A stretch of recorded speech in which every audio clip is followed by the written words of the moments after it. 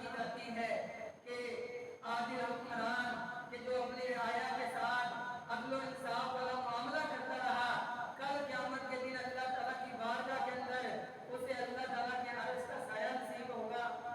تو میرے اور آپ کے ذہن کے اندر یہ بات آتی ہے کہ شاید عادل حکمران سے مراد وزیر اعظم ہے، وزیر اعلیٰ ہے، یا بادشاہ ہے، یا گورنر ہے۔ نہیں میرے محترم بھائیو، وہ بھی اس حدیث کے مستحق ہیں، لیکن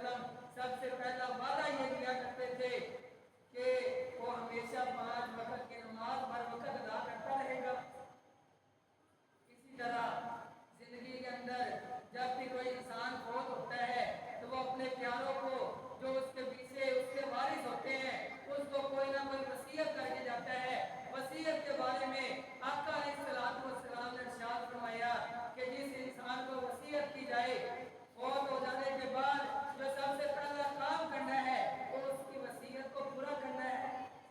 तो आए सैयदुल अंबिया जनाब मोहम्मद रसूलुल्लाह सल्लल्लाहु अलैहि वसल्लम की आखिरी वसीयत क्या थी? फरमाया अस्सलातु व मा मलकत अयमानुकुम कि 5 वक्त की नमाज अदा करनी है और अपने गुलामों के साथ अच्छा रवैया पेश करना है, उनके साथ लड़ाई झगड़े वाला मामला नहीं करना, उसने सलूक करना है। इसके साथ साथ सबसे पहली वसीयत कि हमेशा 5 वक्त की नमाज हर वक्त अदा करनी है। तीसरा इंसान कि जिसको अल्लाह ताला कल क़यामत के दिन अपने अर्श का साया नसीब करेंगे, फरमाया कि तीसरा इंसान वो है कि जो अल्लाह के दिए हुए माल में से अल्लाह के रास्ते के अंदर खर्च करता है, इस हाल के अंदर खर्च करता है कि उसका बायां हाथ ये नहीं जानता कि उसके दाएं हाथ ने क्या खर्च किया है। आज मेरी और आपकी हालत क्या है कि अगर कोई नेकी कर ले तो हमसे वो नेकी बर्दाश्त नहीं होती। हम लोगों को बताते फिरते हैं कि मैंने इस इंसान के मुश्किल वक्त के अंदर इसके काम आया था, इसके मदद की थी। तो मेरे मोहतरम भाइयों, सबसे पहले तो हमें नेकी की ज्यादा से ज्यादा कोशिश करनी चाहिए। अगर अल्लाह ताला हमें नेकी की तौफीक दे, फिर नेकी करने के बाद इन नेकी को छुपाना चाहिए, ना कि नेकी को जाहिर करना चाहिए। बल्कि एक और जगह अल्लाह ताला ने कुरान मजीद के अंदर इरशाद फरमाया अल्लज़ीना युनफिकूना फिस्सर्राई वद्दर्रा, फरमाया कि जो लोग अल्लाह के दिए हुए माल में से अल्लाह के रास्ते के अंदर खर्च करते हैं, अलानिया तौर पर भी और पोशीदा तौर पर भी। तो मेरे मोहतरम भाइयों, सबसे पहले तो हमें अल्लाह ताला से दुआ करनी चाहिए कि अल्लाह ताला हमें जो अल्लाह ताला ने हमें ये वक्त दिया है, मोहलत दी है, इससे मुकम्मल तौर पर फायदा उठाना चाहिए। और दूसरी दुआ करनी चाहिए कि अल्लाह ताला हमें जवानी को अल्लाह के दीन के लिए जवानी के अंदर ज़्यादा से ज़्यादा इबादत करने की तौफीक और अल्लाह ताला से दुआ मांगनी चाहिए। क्योंकि सहाबा इकराम रिज़वानुल्लाहि अलैहिम अजमईन की अगर जिंदगियों को पढ़ा जाए तो ये बात देखने को मिलती है कि सारे के सारे सहाबा इकराम रिज़वानुल्लाहि अलैहिम अजमईन ने अपने बचपन से लेकर बुढ़ापे तक अपनी सारी की सारी जिंदगियों को अल्लाह के दीन के लिए कुर्बान कर दिया। दीन को हासिल करने के लिए, अल्लाह के रास्ते के अंदर जिहाद करने के लिए, नेकी को हासिल करने के लिए। इस वजह से कि कल क़यामत के दिन अल्लाह ताला की बारगाह के अंदर जहन्नम से आज़ाद होकर जन्नत के अंदर दाखिल कर दिए जाएं। और फिर वो सहाबा इकराम कि जिन्हें रसूल अल्लाह सल्लल्लाहु अलैहि वसल्लम ने अपनी पाक मुबारक ज़ुबान से दुनिया में रहते हुए जन्नत की बिशारत दे दी थी। वजह क्या है कि उन्होंने अपनी जवानियों को अल्लाह के दीन के लिए कुर्बान कर दिया था। तो अल्लाह ताला से दुआ है कि अल्लाह ताला हमें भी ये अमाल करने की तौफीक अता फरमाए कि कल क़यामत के दिन जब कोई इंसान किसी इंसान के काम नहीं आएगा, तब इंसान के जो काम आने वाले अमाल हैं वो अल्लाह ताला हमें करने की तौफीक अता फरमाए। वाखिरु दावाना अल्हम्दुलिल्लाहि